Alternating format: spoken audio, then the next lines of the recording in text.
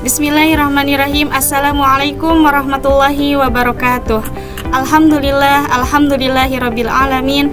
Alhamdulillahilladzi arsala rasulahu bil huda wa dinil haq liyudhhirahu 'alad dini kulli wa kafa billahi syahida. Asyhadu an la ilaha illallah wa asyhadu anna Muhammadan abduhu wa rasuluh. Amma ba'du. Anak-anakku yang ibu banggakan, pertama-tama marilah kita panjatkan puji dan syukur kepada Allah Subhanahu wa Ta'ala, karena pada kesempatan kali ini kita semua bisa dipertemukan kembali dalam pembelajaran matematika. Sebelumnya, bagaimana kabarnya? Semoga semuanya selalu dalam keadaan sehat ya. Dan kalaupun ada yang sedang sakit, semoga Allah segera angkat penyakitnya dan segera diberikan kesehatan kembali. Dan kalaupun ada yang sedang halangan, semoga Allah segera permudah segala urusannya. Baik anak-anakku sekalian, sebelum kita mulai pembelajaran pada hari ini, alangkah baiknya kita untuk berdoa terlebih dahulu. Raditu billahi rabba wa bil islami dina wa bi muhammadin nabiyya wa rasula rabbi zidni ilma warzuqni fahma. Alhamdulillah. Seperti biasa, sebelum pembelajaran matematika bersama ibu, kita untuk murajaah ayat pembelajaran terlebih dahulu ya. Semoga hafalan yang sudah kita hafal semakin hafal, dan bagi yang belum hafal nanti bisa hafal ya, dan nanti hafalannya bisa semakin kuat. Baik, kita murajaah ayat pembelajaran terlebih dahulu. Hari ini kita murajaah surat Al-Mutaffifin dari ayat 1 sampai 9. Silahkan dibuka Al-Qur'annya. Wahid Isnain Salasa. A'udzu billahi minasyaitonir rajim. Bismillahirrahmanirrahim. Wailul lil mutaffifin alladzina idza iktalu 'alan nasi yastawfun wa idza kaluhum aw wazanuhum yukhsirun. Ala yadhunnu ulaika annahum mab'utsun liyaumin 'adzim yauma yaqumun nasu lirabbil alamin. Kalla inna kitabal fujjari lafi sijjin wa ma adraka ma sijjin kitabum marqum. Shadaqallahul azim. Semoga dengan kita membaca ayat pembelajaran terlebih dahulu, pertemuan kita diberkahi oleh Allah Subhanahu wa Ta'ala. Amin ya rabbal alamin. Baik, sebelum kita mulai pembelajaran pada hari ini, untuk menyemangati kita semua, kita yel-yel terlebih dahulu yuk. Masih ingat yel-yel alfidanya? Oke, kita semuanya yel-yel dulu ya. Cerdas cendekia bersama Alfida. Fikir, zikir, fikir, zikir. Bismillah, Allahu Akbar. Alfida cendekia, soleh, berilmu, dan beradab. Allahu Akbar. Alhamdulillah. Baik, kita langsung saja masuk kepada materi untuk hari ini, yaitu di bab pertama tentang pola bilangan. Nah, akan tetapi sebelum kita masuk ke pembelajaran kali ini, alangkah baiknya kalian semua harus mengetahui dulu tujuan pembelajaran. Nah, nanti setelah menyaksikan video pembelajaran, kalian harus bisa menjelaskan pengertian pola bilangan, kemudian dapat mengenal penerapan pola bilangan, dapat mengenal istilah pada materi pola bilangan, menjelaskan pada setiap ragam pola bilangan, kemudian menentukan suku berikutnya pada setiap ragam pola bilangan, dan nanti harus bisa menyelesaikan soal pada setiap ragam pola bilangan. Baik, kita masuk ke pengertian pola bilangan. Nah, apa sih itu pola bilangan? Nah, pola bilangan adalah susunan bilangan yang pembentukannya mengikuti aturan tertentu. Contoh, tulislah aturan untuk pembentukan pola bilangan berikut. Kemudian tuliskan dua suku berikutnya. Nah, di sini Ibu mempunyai pola bilangan 6, 13, 20, 27, 34, dan 41. Nah, kita bisa lihat ya aturan pembentukannya berapa. Nah, di sini ditambahkan 7 untuk suku berikutnya. Jadi 6 ditambah 7 13, 13 ditambah 7 20, 20 ditambah 7 sama dengan 27, dan tentukan dua suku berikutnya. Tinggal ditambahkan 27 ditambah dengan 7 sama dengan 34, dan 34 ditambah 7 sama dengan 41. Nah, contoh yang kedua, di sini ada pola bilangan 1, 3, 6, 10. Nah, coba kalian lihat berapa sih aturan pembentuknya? Nah, aturan pembentukannya, tambahkan bilangan asli berurutan mulai dari 2 dan untuk suku berikutnya. Jadi setiap sukunya ditambahkan dengan bilangan asli yang dimulai dari 2. 2, kemudian 3 ditambah 3 sama dengan 6. 6 ditambah 4 sama dengan 10, kemudian ditambahkan lagi, ditambah 5 sama dengan 15, dan 15 ditambah 6 sama dengan 21. Insya Allah paham ya? Baik, nah sekarang penerapan pola bilangan dalam kehidupan sehari-hari. Nah, untuk apa sih penerapannya pola bilangan dalam kehidupan sehari-hari? Yang pertama yaitu pada penyusunan bola biliar. Mungkin permainan ini tidak asing lagi ya. Nah, ini penyusunan bola biliar. Kemudian pada penyusunan gelas. Nah, ini juga mungkin kalian sering melakukannya ya pada penyusunan gelas. Kemudian ada pembelahan bakteri. Nah, ini contoh penerapan pada pola bilangan. Baik, sebelum kita masuk kepada ragam pola bilangan, kalian harus mengetahui dulu istilah-istilah pada pola bilangan. Nah, istilah-istilah pada pola bilangan ada yang dinamakan dengan suku. Nih, suku itu setiap bilangan pada pola bilangan atau urutan bilangan. Kemudian kalau suku ke N yaitu urutan bilangan ke N atau disimbolkan dengan UN ya. Di sini Ibu mempunyai barisan 1, 3, 5, 7 dan ke N. Nah, U1-nya yaitu 1 atau suku satunya sama dengan 1. U2-nya sama dengan 3. U5-nya sama dengan U3-nya sama dengan 5. U4 sama dengan 7 dan suku ke N-nya sama dengan UN. Nah, istilah suku dan suku ke N ini harus kalian pahami ya, karena nanti kedepannya istilah ini akan selalu dipakai. Baik, kita masuk ke ragam pola bilangan. Siapa yang sudah mengetahui apa itu ragam pola bilangan? Nah, ragam pola bilangan itu ada beberapa jenis. Yang pertama, ada pola bilangan ganjil. Yang kedua, ada pola bilangan genap. Yang ketiga, ada pola bilangan persegi. Yang keempat, ada pola bilangan persegi panjang. Yang kelima, pola bilangan segitiga. Kemudian pola bilangan Fibonacci dan pola bilangan segitiga Pascal. Ya, baik. Semua ragam pola bilangan insya Allah akan dibahas ya. Oke.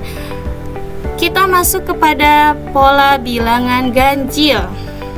Pola bilangan ganjil itu pola bilangan yang terbentuk dari bilangan-bilangan ganjil dimulai dari angka 1, 3, 5, 7, 9 dan sampai suku ke N.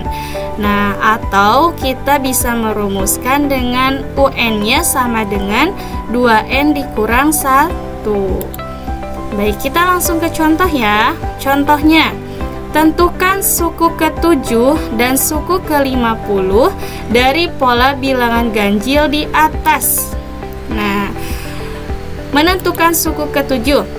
Yang pertama, untuk menentukan suku berikutnya, kita bisa pakai metode analisa atau coba-coba. Jadi, suku ke-7 kita tinggal menghitung dari suku pertama, 2, 3, 4, 5, 6. Nah, untuk suku ke-7 pada pola bilangan ganjil berapa? Berarti 13, yaitu suku ke-7-nya. Oke, yang kedua, memakai rumus yang sudah Ibu jelaskan tadi. UN sama dengan 2N dikurang 1. Jadi, U7 sama dengan 2 dikali 7 dikurang 1. U7 sama dengan 14 dikurang 1 sama dengan 13. Insyaallah paham ya. Nah, sekarang untuk menentukan suku ke-50. Kalau memakai metode analisa atau coba-coba mungkin membutuhkan waktu yang sangat lama ya, karena harus menghitung sampai suku ke-50. Nah, kita langsung saja menggunakan rumus UN sama dengan 2N kurang 1, yaitu U50 sama dengan 2 dikali 50 dikurang 1. U50 sama dengan 100 dikurang 1, jadi suku ke-50-nya 99. Baik. Nah, tadi pola bilangan ganjil, sekarang pola bilangan genap.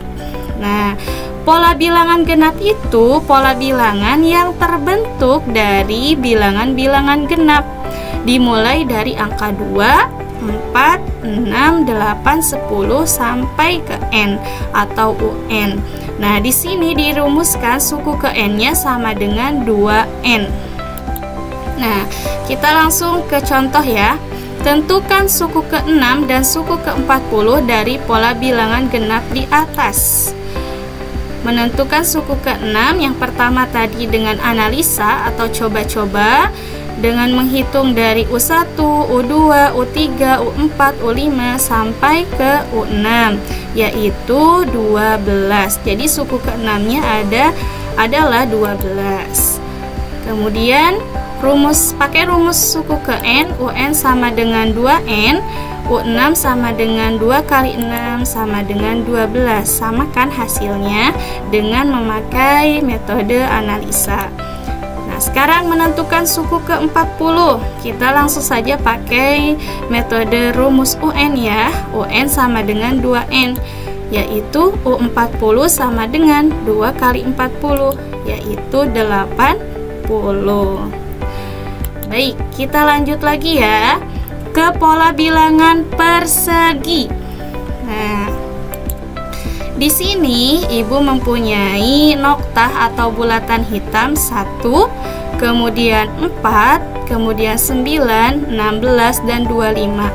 Oh iya, pola bilangan persegi itu pola bilangan yang membentuk suatu pola persegi. Jadi disebut dengan pola bilangan persegi. Nah, ini gambarnya. Ada nokta 1, 4, 9, 16, 25. Nah, sekarang bagaimana kalau misalkan menentukan suku ke-5, suku ke-6, 7, 10, dan seterusnya. Apakah kita menggambar noktah atau bulatan hitam ini? Nah, gak mungkin ya, mungkin bakalan banyak juga. Nah, berarti ini ada polanya. Coba kita cermati ya. 1, suku pertama 1, suku kedua 4, 9, 16, 25. Coba ini bilangan apa ya? Oke, ini bilangan kuadrat. Jadi U1 sama dengan 1 atau 1 kuadrat, U2 4, 2 kuadrat, U39 berarti 3 kuadrat. Nah, sampai suku ke N sama dengan N kuadrat. Jadi rumus suku ke N-nya sama dengan N kuadrat ya. Oke, sekarang kita langsung ke contohnya. Pada pola bilangan persegi, tentukan suku ke-12 dengan menggunakan rumus. Nah, tadi suku ke N-nya sama dengan N kuadrat.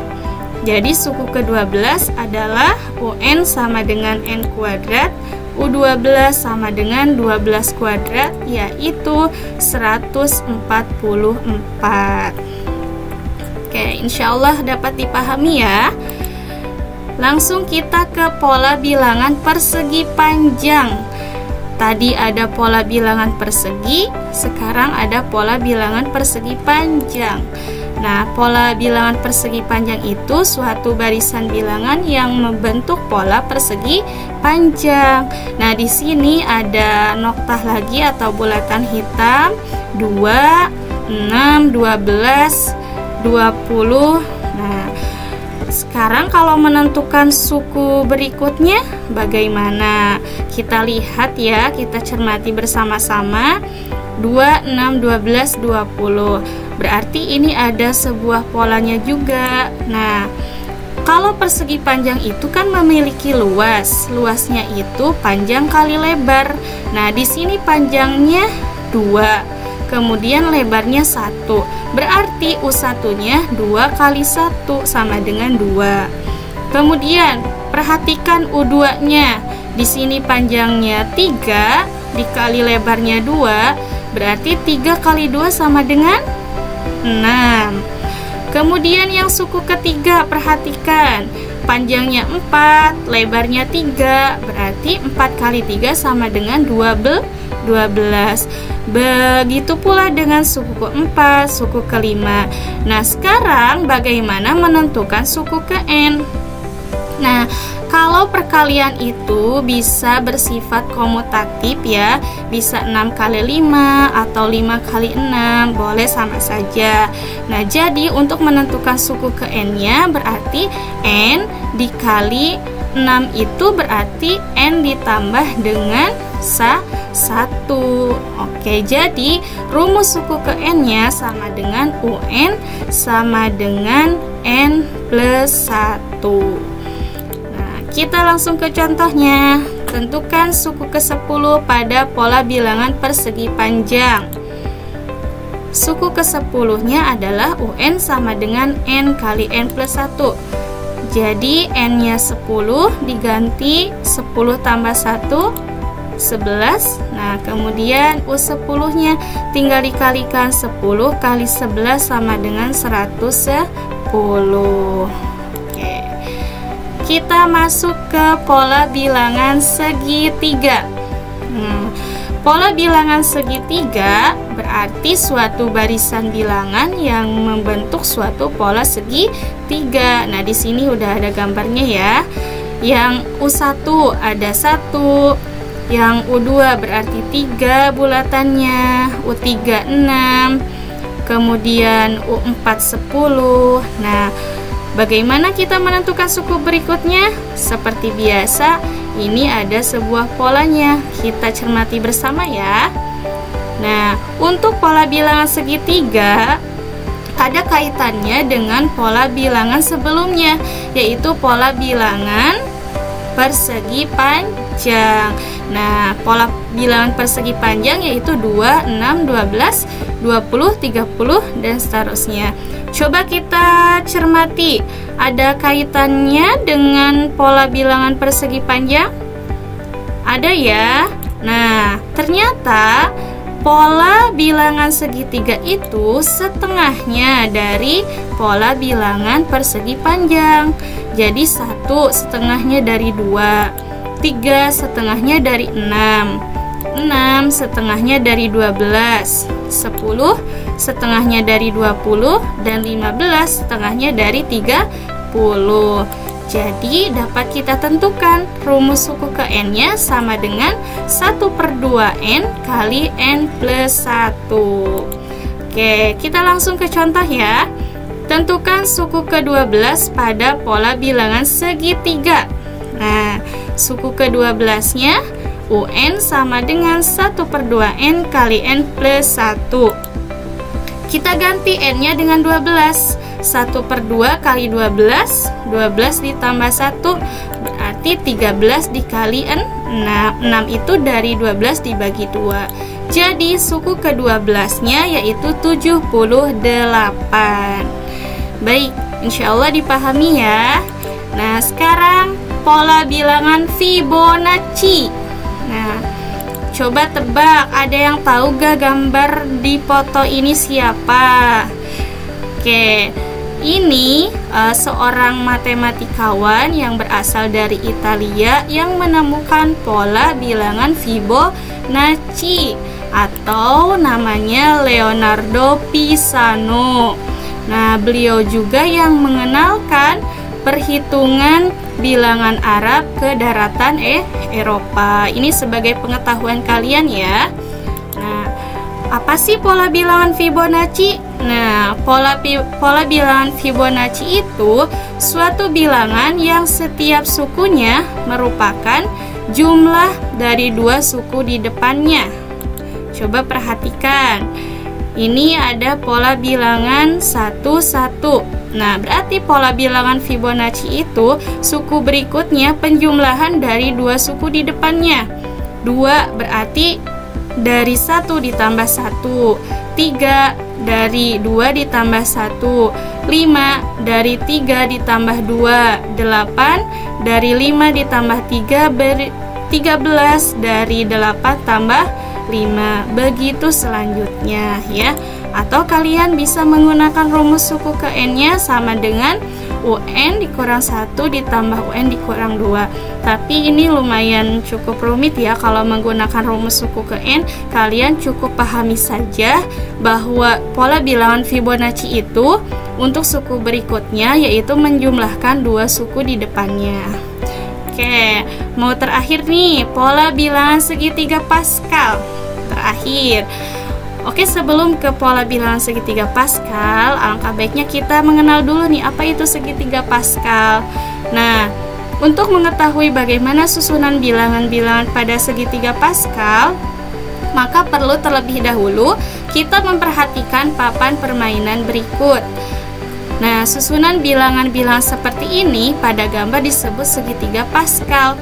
Kata segitiga diberikan mengingat susunan bilangan-bilangan itu membentuk sebuah segitiga. Sedangkan kata Pascal diberikan untuk mengenang Blaise Pascal, seorang ahli matematika bangsa Prancis yang menemukan susunan bilangan-bilangan tersebut.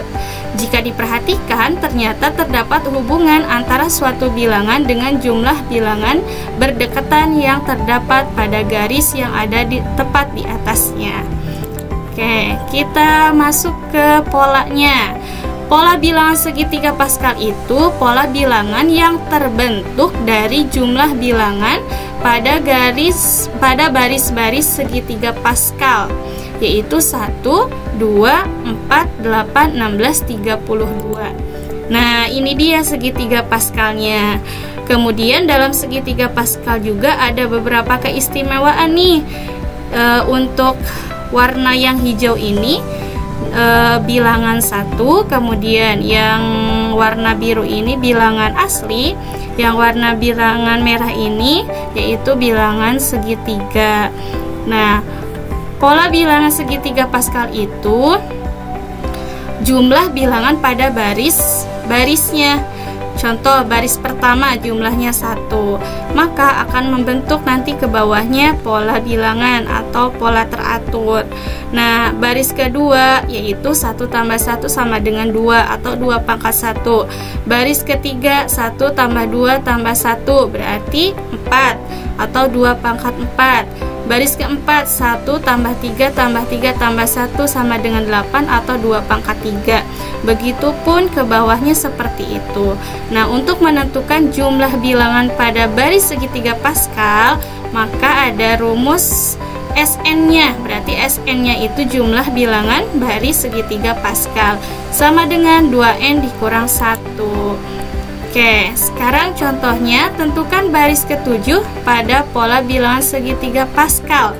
Kemudian tentukan jumlah bilangan pada baris tersebut. Nah, baris ketujuh pada pola bilangan segitiga Pascal adalah 1, 6, 15, 20, 15, 6, dan 1. Nah, kita lihat ya pada segitiganya. Nah, seperti ini. Berarti baris ketujuh yang ini nih, yang bawah. Oke. Berapa jumlahnya? Jumlah bilangan pada baris ketujuh Sn sama dengan 2 pangkat N kurang 1, berarti 2 pangkat 7 kurang 1 sama dengan 2 pangkat 6, atau jumlah bilangan pada baris ketujuhnya sama dengan 64. Baik, alhamdulillah materi untuk pola bilangan sudah selesai. Nah, sekarang untuk menambah pemahaman kalian, silahkan untuk kerjakan latihannya ya. Sekian materi hari ini tentang materi pola bilangan. Semoga apa yang disampaikan bermanfaat dan mohon maaf apabila ada kesalahan. Kita tutup dengan doa bersama-sama ya. Subhanakallahumma wa bihamdika asyhadu an la ilaha illa anta astaghfiruka wa atubu ilaik. Akhirul kalam, wassalamualaikum warahmatullahi wabarakatuh.